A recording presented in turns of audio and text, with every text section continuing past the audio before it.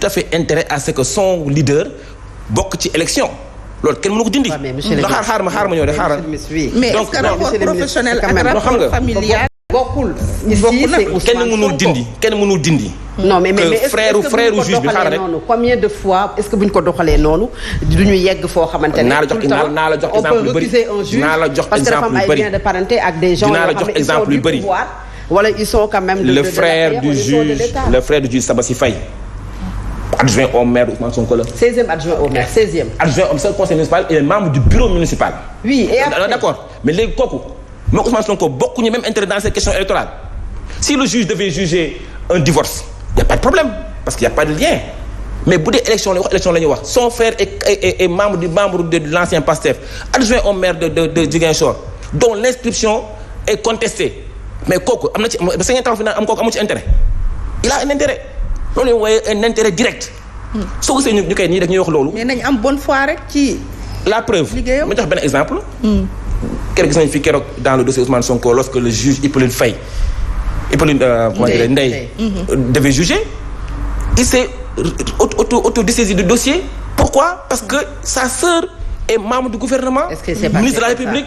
donc xam nga loolu déjà loolu mooy attitude d'un juge c'est-à-dire que yow le statut des magistrats. le code de procédure pénale de procédure civile ak pénale yëpp en la matière récusation yooyu. soo gisee ñu def yooyu. xaar rek soo gisee ñu def yooyu parce que ñëpp bañ parparloo am ci. c'est très bien maintenant le juge bi yeewoo même kër. même kër que conseil municipal que adjoint au maire de Sonko il mënul trancher question électorale bi nga xamante ne on parle de l'inscription ou non de Ousmane Sonko.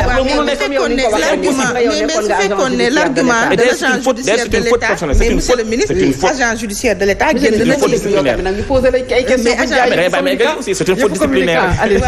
mais agent judiciaire de l'État ba mu bëggee récuser le juge génnaat na ci peut-être que xamoon na ne bu demee du ci am ndam. non du loolu et que du convaincre peut-être. non du loolu. non il a su tard parce que l'article 222 du code de procédure civile dit que. booy récuser juge da nga ko war a def avant l'audience. avant début des plaidoiries devant début discussion yi. donc lui il a fait en pleine audience il a eu une information en cours d'audience. il a soulevé mais c'était manifestement. pas possible vice de forme la quoi mënul loolu xam ne loolu du prospérer. donc il a jugé nécessaire de ne pas le faire et d'autant plus ça c'est même pas la peine de le faire parce que si la Cour suprême va nécessairement raser cette décision parce qu'elle n'est pas. mais ça c'est un pronostic. mais man dama ko xam parce que c'est pourquoi. non mais bu dee fële bu dee ay juristes dafa nekk. mais xam nga décision. ce sont des magistrats. ñoom ñooy jël décision yow mënul. en droit oui en droit bien sûr. en pur droit vous êtes avocat vous avez été agent judiciaire de l'État. ay avocats ñoom ñooy dem comme yow. avocat Sonko seen bopp xam nañ ne que décision bi bu demee dañ koy raser. parce qu'elle n'est pas fondée en droit pour plusieurs raisons. mais pourquoi mais radiation bi moo indi loolu. d'abord le juge wax naa leen ne le juge bi il ne pouvait pas juger cette affaire et là mu leen woo yéen seen bopp xam ngeen très bien que. bu doon yow yaa ko doon juger wala yow mii Ndeye Fatou doo leen juger affaire bi. parce que votre frère bi yeewoo ci yow ci même kër gi a les mêmes intérêts que ki ngay àtte loolu monsieur le ministre yow juriste nga contumace bi mais loolu la nit ñi d'accorduñ parce que nee nañ dès lors où arrêté nañ ko rek loolu décision bi dañ koy casser. yaa ngi dugg beneen débat. moo waral coow li di. yaa ngi dugg beneen débat. bon décision Ziguinchor moom juge bi amul droit juger ko. deuxièmement le recours est tardif ils l'ont fait 1 mois après. décision bi te alors que 5 jours la leen L47 may. xam nga 5 jours la dañu dépassé délai yi. bien sûr largement parce que ñoom lan la ñuy wax ne ñoom jot notification. te pourtant huissier bi dem nañ jox leen ko ñu bañ ko jël yóbbu ci cabinet d'avocat bi avocat bañ ko jël yóbbu ko Sonko bañ ko jël.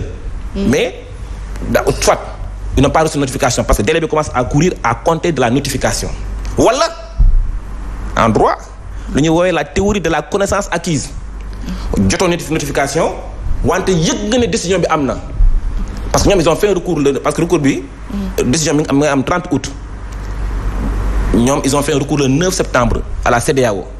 seen recours boobu dañ ci wax ne ñoom yëg nañ ne que le 30 août DGE génne nañ leen ci liste bi. donc ils ont violé leur droit à participer à des élections. donc à partir de au moins à partir du 9 septembre 2023 les avocats d'Ousmane Sonko comme Ousmane Sonko xamoon na ne génn na ci liste bi donc il avait que jusqu'au 14 septembre pour def recours defu ko il l'a fait le 4 octobre.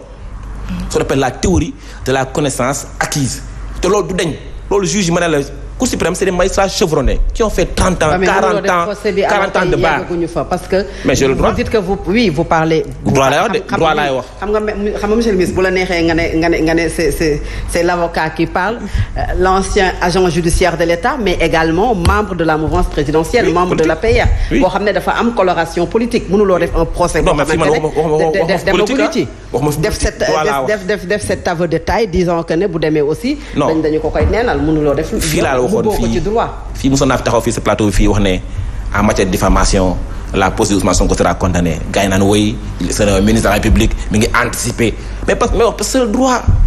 c'est le droit. mais pourquoi fii dossier bi li ma la wax nii du deñ. mais bu dee droit lañ appliqué mais Cour suprême kon suñ ko débouté ñii njort ne kon li tax Sénat bañ a exécuter décision wu juge bi ba wax ne y a pas de décision définitive kon ñoom it dafa am lu ñu leen day ne bu demee foofu dañ koy débouté. non DG moom. c'est une administration. si décision définitive ñëw na si ko taabalam daf koy exécuter ak nu mu munti mel. DG amul possibilité bañ a exécuter décision de justice. et cette procédure bi ñuy def ci Sénat nag boobu bu aboutiré ñu jox leen fa dëgg nag. mais xam nga loolu mooy jox Sénat rôle bu mu amul. ñoom avocat yi seen bopp xam pourquoi demuñu Sénat boobu léegi seeti Sénat. mais Sénat n'est pas compétent. Non, attention quand même, monsieur le ministre. Le Sénat. Non, c'est eux qui ñoom ñoo saisir Sénat. Oui, ñoom ñoo saisir Sénat. mais c'est Sénat. Sénat dafa war a leer Sénat article 11 du code électoral. dafa jox Sénat une panoplie de compétences. amul benn compétence ci le contentieux de l'inscription. fii c'est un contentieux de l'inscription sur les listes. contentieux boobu lañu c'est hors du champ de la Sénat. Sénat loolu non du tout Sénat n'est pas compétent. kon duñ fa am gain de cause. mais c'est pas que Sénat loolu di liggéeyam. contentieux de l'inscription d'un ou d'une personne dans une liste électorale loolu c'est pas la compétence de la Sénat. vous allez voir loolu c'est clair Sénat mënu ci prononcer wu. c'est pas ça ses attributions non. nga xam nañ ko tëddee pourquoi il n'a pas fait depuis longtemps. bu ñu leen déggee maanaam lan ngeen di craindre pour que Ousmane Sonko puisse participer à cette élection présidentielle. xam nga parce que bu ñu jógee fii dem ci beneen nëgg sërëx bu ñu jógee waatee fii. nga jox ñu verdict boo xamante ne ñëwagul ak li fi jot a am ci ay àqam ak yelleefam yoo xamante ne dañu yenn saa yi man déjà suñu waxu justice. waaw parce que DGE jox na Karim Wade fiche de parrainage jox ko Khalifa Sall et pourtant dañu leen radié woon ci liste électorale. terewul jox nañ leen ko. pourquoi ñu bañal ko. est-ce que ça donne pas raison à ceux qui disent que aujourd'hui tentative pour que Ousmane Sonko bañ a nekk candidat bañ a dem les fiches de parrainage. DG fiche de parrainage day teg rek tegale ko ku ñëw jël dem non. est-ce que un mineur de 12 ans bu ñëwee jox la ma fiche de parrainage je suis candidat à l'élection présidentielle dañ koy jox est-ce que un mineur de 12 ans sa doom bu am 12 ans ñëw taxaw ne jox la ma fiche ci candidat à l'élection présidentielle est-ce que DG da koy jox du ko jox parce que il n'est pas inscrit sur les listes. DGE c'est une administration technique. ñëw nga ut mandat xaar ñu vérifier sa faute de sa adresse sa numéro carte d'identité dugal xool est-ce que yaa ngi ci fichier bi nekkoo ci. monsieur nekkuloo ci li nga doon wax sànq Sénat est obligatoirement présente à tous les niveaux de conception, d'organisation, de prise de déclaration et d'élection, depuis l'inscription sur les électorales jusqu'à la proclamation provisoire des résultats. Article 6 donc. wute na article 11 bi. non ma ne la kay Sénat. amul donc am un pouvoir d'autosaisine monsieur le ministre. non. de l'inscription jusqu'à la proclamation provisoire des résultats. Quand vous mettez une précise d'ouverture du fichier par exemple ne bon élection war na am telle date on doit ouvrir le fichier pour que ñi mën a inscrire. c'est l'inscription. bien sûr l'inscription sur les listes. donc elle est présente en fait. non elle est présente bien sûr. oui en tant qu'observateur. tu vois mais le contentieux de l'inscription d'une personne ou non.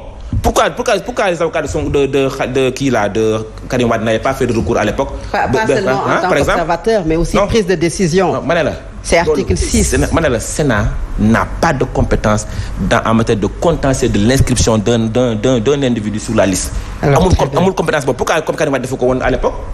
bu nekkee Qatar ne da bëgg inscrire gars yi ne ko non ne pouvez pas vous inscrire pourquoi ne pas saisir la Sénat ñoom pourquoi ñu xaar ba léegi ñoom. mais parce que Karim ñu ko fiche de parrainage c'est pas pareil. ñoom pourquoi ñu xaar ba léegi les cas sont similaires mais la DGE attitude bi mu amoon ci Karim Wade est différente de l'attitude bi mu am ci Ousmane Sonko. waaw ma ne la avec ses fiches de parrainage. pourquoi ñu xaar ba léegi Conseil constitutionnel moom moo leen validé lu seen candidature. waaw non pourquoi ñu xaar ba léegi di saisir Sénat pourquoi ñu dem ba Ziguinchor di saisir juge bi mais ça veut tout dire. ñu ñëw ci beneen fait d'actualité monsieur le ministre. avec les sax bëggoon naa ñëw un peu si contumace mais bon peut-être nañu ci wax tout à l'heure. contumace bi. ñu tëralee moom xam mais ñu wax ci candidat yeneen yi nga xam ne fu ñu dem ci caravane bëgg a def seen activité politique ñu tere leen ko au moment où seen candidat yéen mu ngi dérouler mu ngi doxantu mu ngi def ay mobilisation monsieur le ministre loolu est-ce que du recul